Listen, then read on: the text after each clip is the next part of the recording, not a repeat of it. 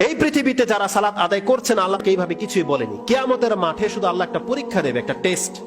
আল্লাহ কি বলেছে কোরআনে সূরা আল কালাম, তাতে আল্লাহ সুবহানাহু ওয়া তাআলা বলেছেন, ইয়াউমা ইউকশাফু আন সাকিন ওয়া ইউদাউনা ইলা সুজুদি ফালা ইস্তাতিউন।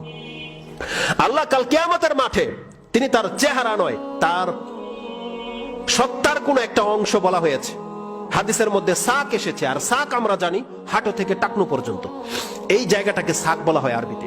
যেই অর্থটা আপনি পেয়ে যাবেন সূরা নাহলে, বিলকিস রানীর যে ঘটনা রয়েছে, যে সুলাইমান আলাইহিস সালামের কাছে যখন তিনি আসতে গিয়েছিলেন তখন তিনি তার পায়ের গোছা পর্যন্ত কাপড় উঠিয়েছিলেন পানি মনে করে। ওখানে সাক শব্দটা রয়েছে। তাহলে সাক হচ্ছে পায়ের হাঁটু থেকে এই টাকনু পর্যন্ত, এই অংশটাকে সাক বলা হয়। আর আল্লাহ বলছেন কিয়ামতের মাঠে ইয়াউমা ইউকশাফু আন সাক, সাককে উন্মুক্ত করে দেওয়া হবে, পায়ের গোছাকে উন্মুক্ত করে দেওয়া হবে। ওয়া ইউদাউনা ইলা সুজুদি ফালা ইস্তাতিউন।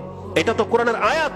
বুখারীর মুসলিমের মধ্যে সে হাদিসটা নেক্সট খুতবায় আমি আপনাদের কাছে উল্লেখ করব, সেই সময় সেই দৃশ্যটা কেমন হবে।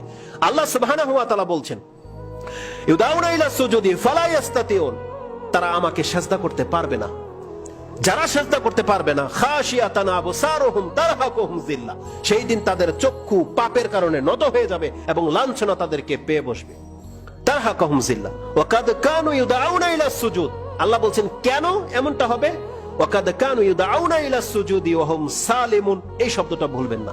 আল্লাহ সুবহানাহু ওয়া তাআলা বলছেন এই জমিনে তাদেরকে সিজদা করার জন্য ডাকা হয়েছিল।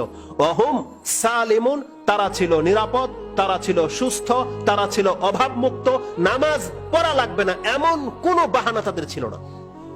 তারা সমস্ত উযর থেকে মুক্ত ছিল, তার নিরাপত্তা ছিল, তার সুস্থতা ছিল, তার পোশাক ছিল, পবিত্রতা অর্জন করার মতো তার ব্যবস্থা ছিল, তার জায়গা ছিল, সবকিছু তার অনুকূলে ছিল। কিন্তু সে সালাত আদায় করেনি। আজকে সে আমাকে দেখে নেওয়ার পরে সে আমাকে সিজদা করতে পারবে না।